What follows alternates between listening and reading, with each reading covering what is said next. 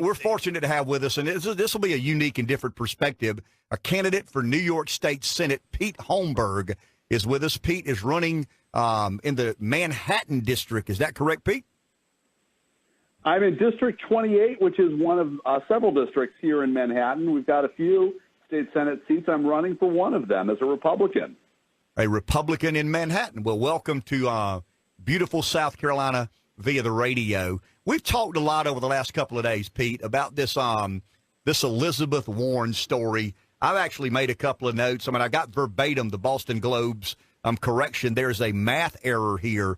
I've got a theory, and I want to hear from you. I mean, I'd be very interested to hear a New Yorker's theory on this. As a political candidate or a political office holder, we all have a set of redeeming skills. And I was always pretty good at not allowing my opponent to drag me into places that I wasn't real good at. I was going to stay in my lane because I'm a business guy, and I want to talk economy, and I want to talk, the private sector and capitalism and whatnot. And when I ran against an academic or an intellect, they would always try to get me to, and I'm not doing that. So discipline in politics was important to me. I would argue, and I want to get your take on this before we go to the specific story, that Donald Trump's redeeming political skill is his ability to turn everything into a street fight.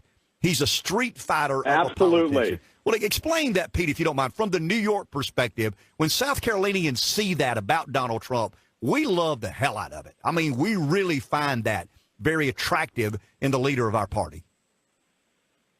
Donald Trump, I am a New York PR guy by trade. I was in public relations for years, and when I turned 50, I went into real estate. I'm a businessman. I'm a New York businessman raised in Illinois, but I'm here as a New York businessman for 27 years. In New York, you define the conversation. The media doesn't tell people what to think, but it does tell them what to think about. And Donald Trump has mastered the art of getting into people's heads. And let me tell you something. The most liberal Democrats are the most obsessed with Trump. Republicans see the big picture. All of us Republicans are like, what about taxes? What about tort reform? What about health care? What about education? When you talk to Republicans, you talk about a broad range of issues. You talk to the most liberal of liberal Democrats, and they are obsessed with President Trump, which means Elizabeth Warren is trapped. Because right now, she's laying the groundwork to run in 2020, and she's talking to people. And I guarantee you 9 out of 10 conversations are, what are you going to do about President Trump? And she has no choice. She has to address the guy. And unfortunately for Senator Warren, she's both sanctimonious and humorless. And when you are sanctimonious and humorless, you do not get into a street fight, especially a public one, with someone who's as savvy and, frankly, as funny as Donald Trump. Because his humor is never more on point than when he goes after her. He's hysterical. His offer to pay her 1/1,024th of $1 million, which comes to like something like $968. I mean, when was the last time you heard the President of the United States say, I'll give you $968? It just cheapens her. And she's losing this war. When you're explaining, you're losing. And she's explaining all over the place. She's already lost the 2020 nomination. She had it in the bag in 2020, but she waited out of deference to Hillary. And now she's just up a well-known creek without a paddle. Well, Pete, having said that, I do believe you're spot on in the way the liberals have reacted to Donald Trump. I sense there is a kind of a warming up by Republicans to Trump. I think there are a lot of Republicans, traditional, historic Republicans, who believe the White House should behave a certain way and politics should be conducted a certain way. I've always been of the opinion that we are in a fundamental reset. And the Republicans really have to understand that we're not going back to business as usual. Well, what is your opinion in how the Republicans are learning to deal with Donald Trump? The Republicans are realizing that presidential means how the president behaves. When people say, oh, it's not presidential, well, guess what? He's the president. He's doing it. It is presidential now. So that definition is getting refined. People have to realize that for years, one of the reasons people weren't engaged in government and didn't know the details of government is that the people in government were not authentic. They presented brochure versions of themselves, and therefore the public tuned out all politicians. Donald Trump was authentic. Say what you will about anything he said, he was authentic with his emotions. If Donald Trump hates someone, Donald Trump says it publicly. And for decades now, people haven't been doing that. So when he got on the scene as a candidate in 2015, people breathed a sigh of relief. He's fresh air. Even people who hated him loved watching him. So his ratings were amazing. And the man has brought something to politics that wasn't there before, and that is mass authenticity and acceptance of authenticity, because people forgive him for being less than perfect. So, people wrote him off after Access Hollywood, but okay, he laid the groundwork. He'd been completely honest. Whereas the polar opposite is an Elizabeth Warren, who puts up this perfect sanctimonious image, very unfriendly to business, and then she gets caught in a lie because she lied to get into Harvard, okay? Elizabeth Warren is not the first person to lie to get into Harvard, but she has been caught in a very public way, and she's absolutely incapable of owning any human fault.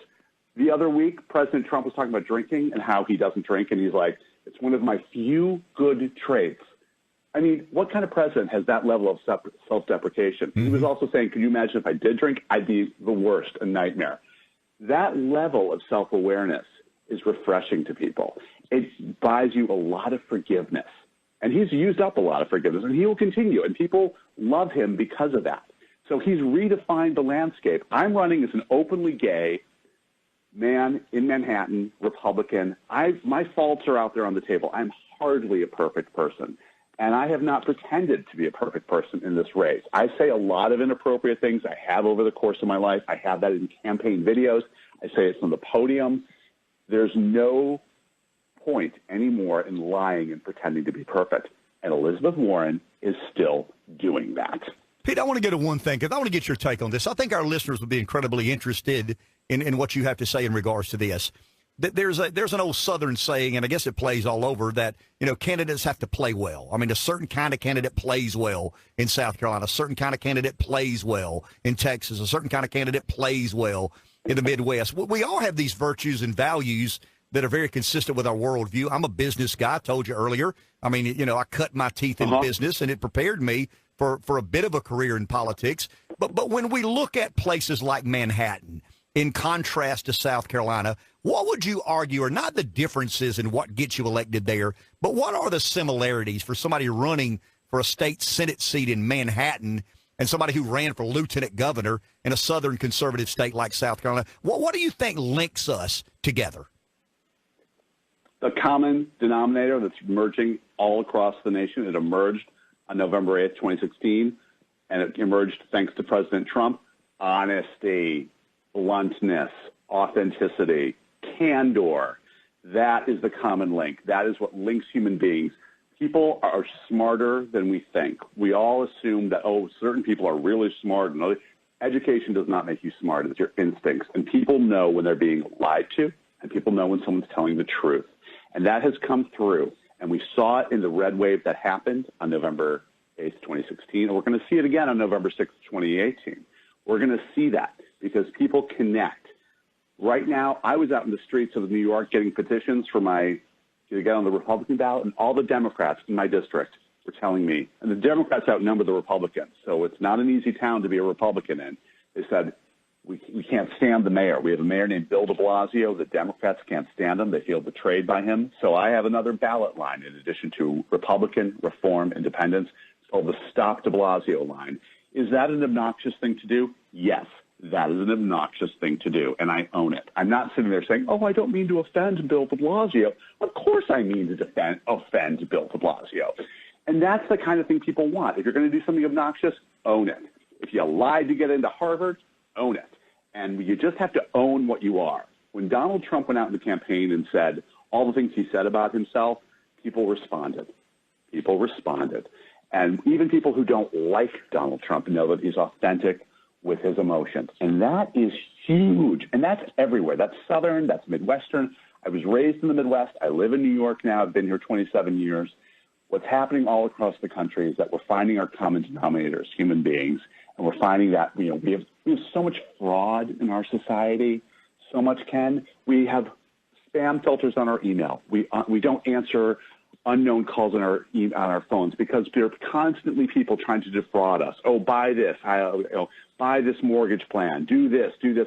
We're besieged with fraud in our society. So we know it. So we get our fraud detectors really finely tuned. So when someone breaks through with brutal honesty, that is my slogan for the Holmberg for New York campaign, brutal honesty for Manhattan. And it has worked for me. I've got more than 50 volunteers. I have donations from all across the country. That's what you do. The best gift you can give someone, a college professor told me this, the best gift you can give someone is the gift of who you are. Good, bad, or indifferent. Give that gift and people will respond, not some brochure version of yourself. And that's what's happening in politics. Candor is taking over in politics, and it's working. Pete, well said. I appreciate you, my friend. Well, I feel like we're a kindred spirit, and I wish you nothing but the best. Well, I mean that sincerely because I've always argued authenticity. Thank you very much. Authenticity is the best recipe. Can I give my website? Absolutely, you can. My website for contributions and volunteers and comments is Holmberg, Holmberg, for New York. And it's FOR, New York, HolmbergforNewYork.com. Feel free to check me out. I'd love to come back anytime. Call me anytime. It's been great being on your show, Ken. Thank you, my man. Enjoyed it as well. Good luck to you. Have a good day. Thank you.